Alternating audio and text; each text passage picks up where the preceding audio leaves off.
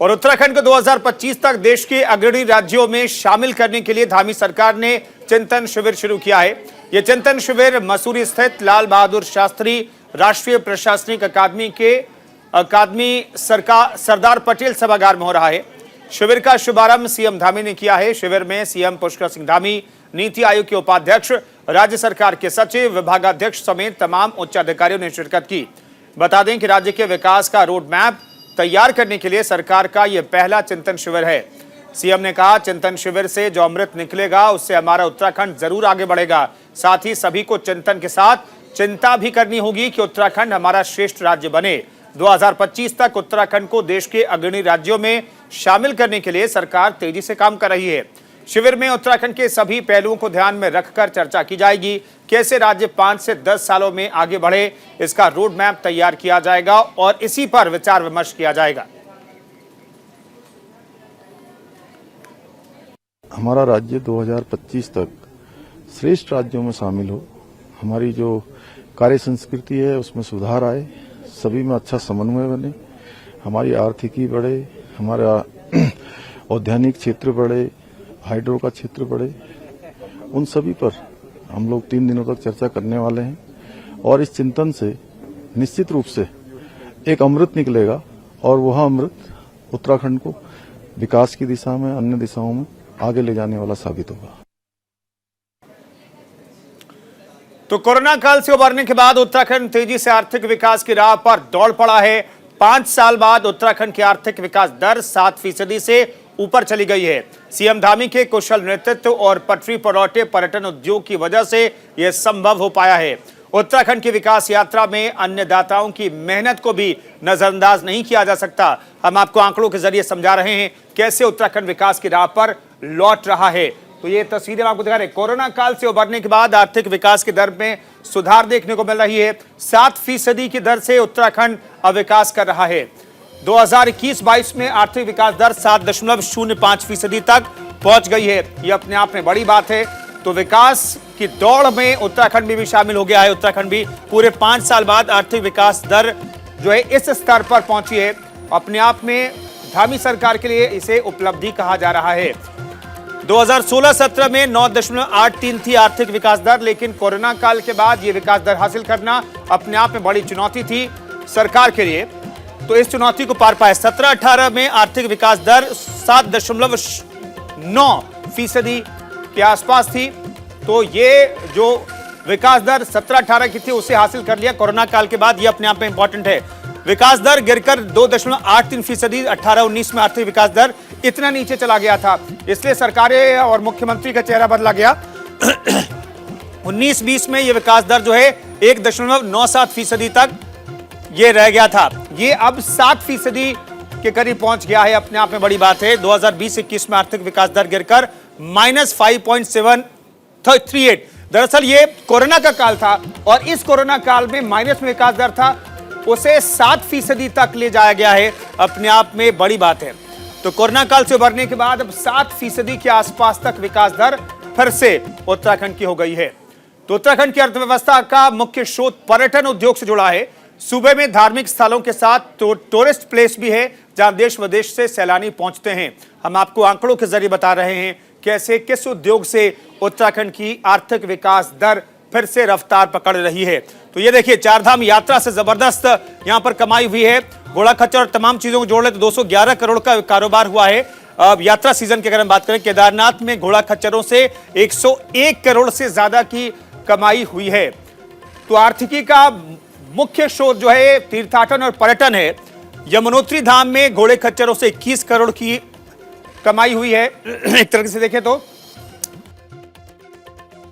हम आपको बता रहे हैं चारधाम यात्रा काल में गढ़वाल मंडल विकास निगम की आय भी 50 करोड़ हुई है, जो सरकारी एक तरीके से आप कह सकते हैं कि संस्था है निगम, और उसमें 50 करोड़ की कमाई हुई है।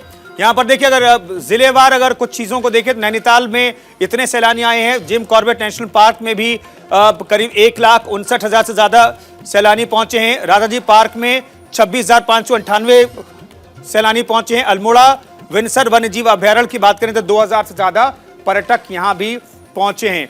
तो आर्थिकी का जो मुख्य जरिया है वो पर्यटन है और पर्यटन उद्योग जो है वो रफ्तार पकड़ रहा है। ये अच्छी बात है पूरे उत्तराखंड के लिए। उत्तराखंड में अगर पैसे आ रहे हैं बाहरी राज्यों से, पर्यटकों से, तो ये उत्तराखंड के विकास में और चार चांद लगाते हैं। इस पैसे का इस्तेमाल उत्तराखंड के विकास के लिए फिर होता है।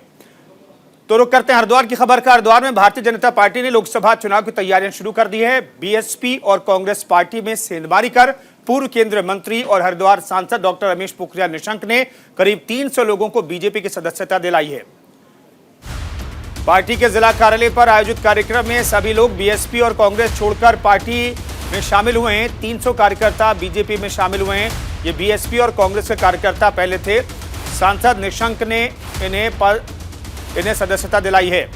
इस दौरान डॉक्टर निशंक ने कहा, प्रधानमंत्री नरेंद्र मोदी की नीतियों से प्रभावित होकर अनुसूचित समाज से जुड़े लोग बीएसपी कांग्रेस छोड़कर बीजेपी में शामिल हो रहे हैं और वो कह रहे हैं कि हम विश्वास दिलाते हैं कि इन सभी लोगों को आगे बढ़ाने का काम किया जाएगा। भारतीय जनता पार्टी इन लोगों के पीछे चट्टान की तरह खड़ी है। हर परिस्थिति में इनकी लीडरशिप को भी आगे बढ़ाया जाएगा और इनकी समस्याओं को खत्म करना हमारी प्राथमिकता होगी। आपको बता दें कि झबरेड़ा से बीजेपी नेता राजपाल सिंह के नेतृत्व में सैकड़ों लोगों ने बीजेपी की सदस्यता ली है। राजपाल सिंह का दावा है कि आगामी लोकसभा चुनाव में भारतीय जनता पार्टी को इसका बड़ा फायदा होगा।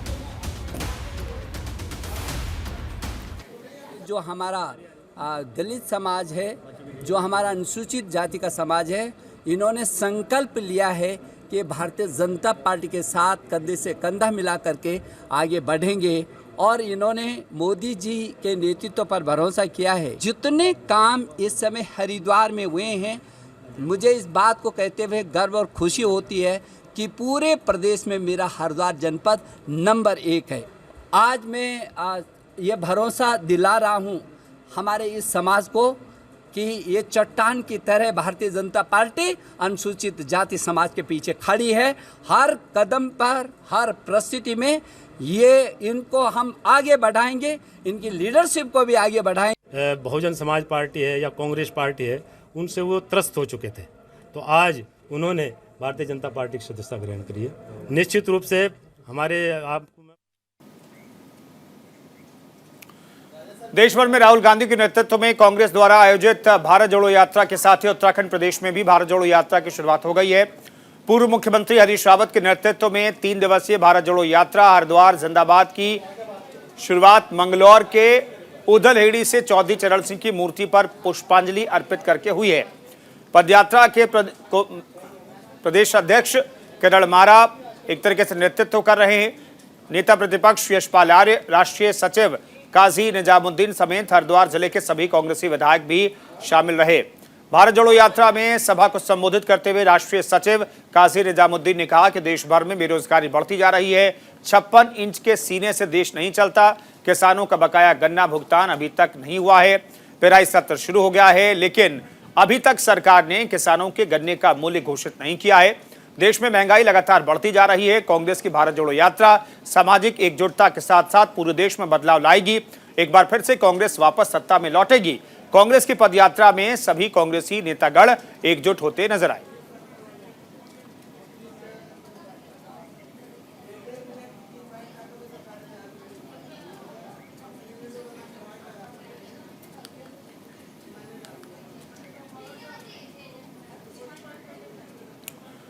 उनतीस नवंबर से राजधानी देहरादून में विधानसभा का शीतकालीन सत्र शुरू होने जा रहा है, जिसे लेकर सियासत भी गर्मा गई है। कांग्रेस पार्टी का कहना है कि बेरोजगारी, पलायन, कानून व्यवस्था और प्रदेश की आर्थिक स्थिति जैसे मसले को लेकर अब कांग्रेस पार्टी सरकार को सदन और सड़क पर घेरने का काम करेगी। कांग्रेस के प्रवक्ता शीशपाल सिंह का कहना है, कांग्रेस पार्टी ने रणनीति बनाना शुरू कर दिया है। जल्दी सरकार को सड़क और संसद दोनों जगह घेरने की तैयारी की जाएगी।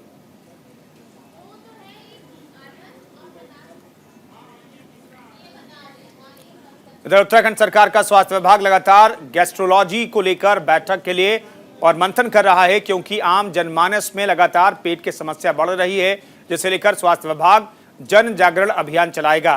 तो वहीं आमजन खराब खान पान और गलत समय पर भोजन करने के कारण भी बीमार पड़ रहा है, जिससे गंभीर बीमारियां सामने आ रही हैं, जिसे लेकर उत्तराखंड के प्रसिद्ध गैस्ट्रोलॉजिस्ट डॉक्टर विपुल कंडवाल ने बताया है कि आजकल आम जनजीवन खराब खान पान की चपेट में है, जिससे गंभीर बीमारियां सामने आ रही हैं। उन्होंने कहा कि ज्यादा गंभीर बीमारी का सबसे बड़ा कारण तनाव है, क्योंकि रोजमर्रा के जीवन में और हार्ड वर्क को लेकर आम इंसान तनाव ले रहा है, जिससे पेट की समस्याएं भी बढ़ रही हैं।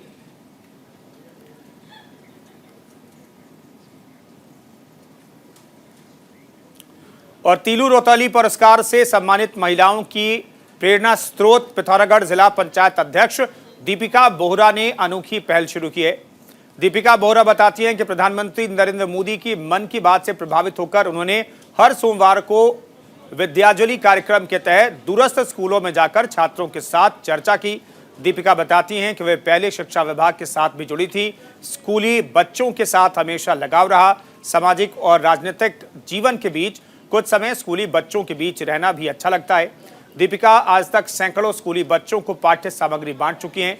कुछ निर्धन और असहाय बच्चों को गोद लेकर उनकी पढ़ाई लिखाई तक का खर्चा उठाने की दीपिका की इस पहल का कई संगठनों ने स्वागत किया है।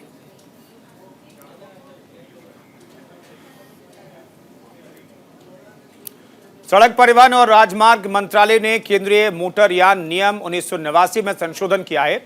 इसके तहत सभी भारी माल वाहनों और भारी यात्री वाहनों की ऑटोमेटिक फिटनेस जांच 1 अप्रैल 2023 से अनिवार्य होगी, मगर उत्तराखंड सरकार इसे 2022 में लागू करने जा रही है। इसे लेकर हरिद्वार के ट्रैवल व्यवसायियों में काफी आक्रोश देखने को मिल रहा है। इसके खिलाफ ट्रैवल व्यवसायियों के जरिए सिटी मैजिस्ट्रेट कार्यालय पर धरना देकर सिटी मैजिस्ट्रेट को मुख्यमंत्री के नाम ज्ञापन सौंपा गया है। ऑटोमेटिक फिटनेस के नियम को अनिवार्य रूप से लागू करने के लिए प्रदेश में 4 फिटनेस सेंटर बनाने की तैयारी है। इनमें से देहरादून और रुद्रपुर के 2 ऑटोमेटिक फिटनेस सेंटर के लिए तो बजट भी जारी हो चुका है।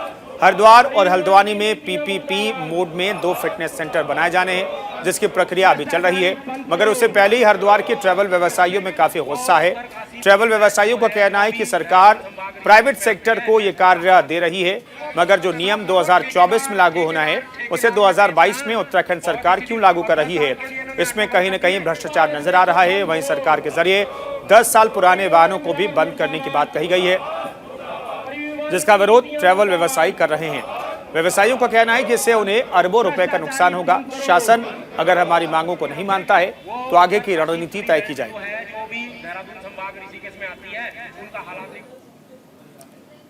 सर्टिफिकेट के लिए गाड़ी की फिटनेस होती है, इन्होंने ये सारा सिस्टम जो है प्राइवेट सेक्टर को दे दिया है।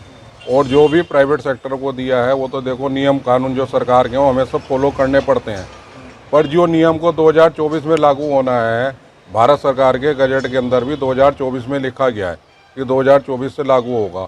उन्होंने वर्तमान में 2022 में ही अभी आनन फानन में लागू कर दिया।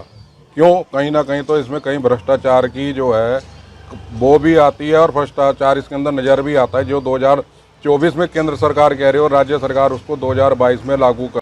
फिटनेस सेंटर, वाहनों फिटनेस सेंटर लगा दिए हैं, जैसे पहले एक बेवाला में शुरू किया है केरला में। ये संभव नहीं है कि चलते हुए काम में एकदम से खलल पैदा करने वाली बात है। जैसे अभी चारधाम यात्रा को लेकर ऑनलाइन रजिस्ट्रेशन प्रक्रिया चालू हुई थी, वो पूरी तरह विफल हो गई थी बीच में। अगर वाहनों की व्यवस्था बिगड़ गई तो कहां से यात्रा हो जाएगी।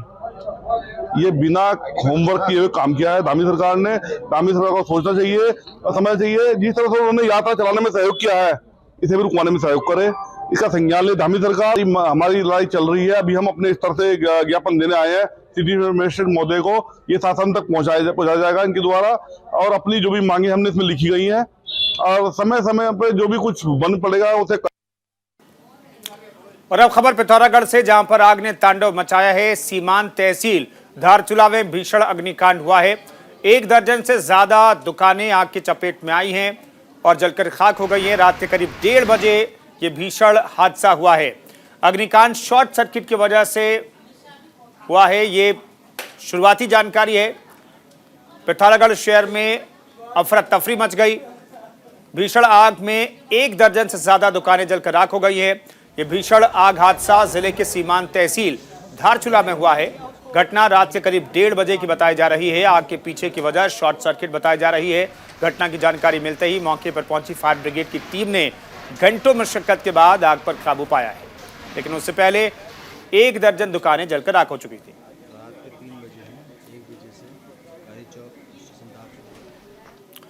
हरिद्वार में प्रधानमंत्री टीबी मुक्त भारत अभियान को सफल बनाने के लिए 100 टीबी के मरीजों को गोद लिया गया है। आपको बता दें कि अभियान के तहत पूरे देश में टीबी की बीमारी को 2025 तक खत्म करने का उद्देश्य तय किया गया है। इसी कड़ी में श्री पंचायती निरंजनी अखाड़ा ने 100 टीबी के मरीजों को गोद लिया है। अखाड़े के सचिव और अखिल भारतीय अखाड़ा परिषद के अध्यक्ष महंत रविंद्रपुरी ने लोगों से अपील की है कि सभी लोग एक टीबी के मरीज की जिम्मेदारी उठाएं, जिससे 2025 तक इस बीमारी को खत्म किया जा सके। प्रधानमंत्री टीबी भारत अभियान के अंतर्गत जो निक्षमित महाराज जी बनकर इन्होंने 100 मरीजों को गोद लिया है कि हम सबसे अपील करना चाहेंगे, इसमें चाहे सामान्य नागरिक हो, चाहे हमारा कोई जनप्रतिनिधि हो, चाहे हमारी जितनी संस्थाएं हैं, सभी लोग अगर आगे आते हैं और एक एक टीबी मरीज को गोद ले लेती हैं, उससे क्या होगा कि टीबी मरीजों को पोषण मिलेगा और जब सही पोषण मिलेगा, दवा और जांच हमारी निःशुल्क होती है, उससे हमारा टीबी मरीज जल्दी रिकवरी होगा। अब जैसे आपको पता है कि टीबी मरीज लगभग 17 मरीजों को फैला सकता है और इसे जैसे ही वो स्वस्थ होगा वो दूसरे मरीजों को नहीं फैलने देगा और इससे हमारा देश बहुत जल्दी ही 2025 तक टीबी मुक्त हो जाएगा। उत्तराखंड में एक अभियान शुरू हुआ है जिसमें टीबी मुक्त भारत, और टीबी मुक्त भारत जो है 2025 तक फाइनल होना है। और हमारा ये प्रयास है जितने भी टीबी पेशेंट है उनको प्रोटीन वाली वस्तुएं दी जाए, जैसे दाल है, ऐसी चीजें दी जाए ताकि उनको खाने में, क्योंकि टीबी दवाई सरकार देती है परंतु उनको खाने की जो वस्तुएं हैं वो उपलब्ध नहीं हो पाती है। इसीलिए हमने अभियान छेड़ा है कि जितने भी टीबी पेशेंट है सबको ऐसी चीजें दी जाएं ताकि वो दाल आदि चीजें खाएं ताकि उससे उनकी जो टीबी है वो ठीक हो जाए। यही हमारा अभियान है और मनसा देवी की ओर से मैंने 100 पेशेंट मैंने गोद लिए। और पिथौरागढ़ के धारचूला से दिल दहला देने वाली खबर सामने आई है, जहां सगे मामा ने अपने भांजे को मौत के घाट उतार दिया। बीच बचाव करने पहुंचे दादा के ऊपर भी अभियुक्त ने जानलेवा हमला किया, जिसमें बुजुर्ग गंभीर रूप से घायल हो गए। इसी दौरान मृतक बच्चे की मां ने भी भागकर अपने आप को कमरे में बंद कर जान बचाई। घायल बुजुर्ग को सामुदायिक स्वास्थ्य केंद्र धारचूला में प्राथमिक उपचार के लिए भर्ती करवाया गया है। घटना को अंजाम देने के बाद अभियुक्त अभी भी फरार बताया जा रहा है। मौके पर पहुंची पुलिस ने बच्चे के शव को कब्जे में लेकर घटना की जांच शुरू कर दी है। थाना प्रभारी कुंवर सिंह ने बताया है कि अभियुक्त की गिरफ्तारी के लिए टीम रवाना कर दी गई है। जल्द ही आरोपी पुलिस की गिरफ्त में होगा। सुबह 11 बजे थाना में एक व्यक्ति आया जिसने ग्राम गरुआ के में किसी बच्चे की हत्या की सूचना दी, जिस पर शीघ्र सूचना मिलने पर शीघ्र मैं घटनास्थल रवाना हुआ। घटनास्थल पहुँचने पर बच्चे की लाश जमीन में पड़ी थी और बच्चे के दादू को घायल किया था, जिस पर मौके पर घायल को शीघ्र अस्पताल भेजा गया। पंचायत में कार्रवाई की जा रही है, यथाशीघ्र अभियुक्त को गिरफ्तार किया जाएगा। हाँ जी, आज एक कुशल सिंह उम्र 60 साल गांव गरगुआ चिरकिला के पास, वहां से एक पेशेंट चोट का पेशेंट लेके आए हैं। मरीज के दोनों हाथों में चोट लगी है और मरीज के सिर में भी चोट है। सीएचसी धारचूला में उसका प्राथमिक उपचार किया गया और प्राथमिक उपचार के बाद आगे की स्थिति को देखते हुए मरीज को हायर सेंटर पिथौरागढ़ के लिए रेफर कर दिया गया है। तो पिथौरागढ़ में आरोपी को पकड़ने की कोशिश लगातार जारी है। धारचूला में बच्चे की निर्मम हत्या की गई है। बच्चे के दादा पर भी हमला किया गया है। दरअसल मामा ने ही भांजे को मौत के घाट उतार दिया। पुलिस ने आरोपी के खिलाफ एफआईआर दर्ज की है और मामले की जांच पड़ताल कर रही है।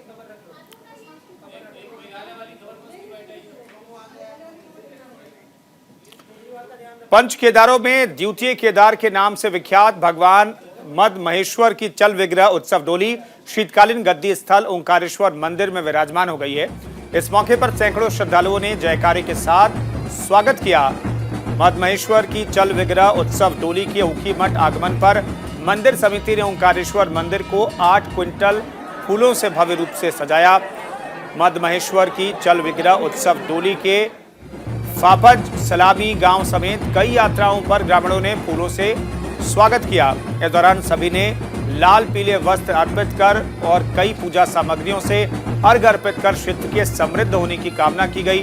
भगवान मद महेश्वर के चल विग्रह उत्सव डोली के मंगोलचारी पहुंचने पर रावल भीमाशंकर लिंग के प्रतिनिधि प्रधान पुजारी बांगेश लिंग, टी गंगाधर लिंग और शिवलिंग ने डोली की अगुवाई की।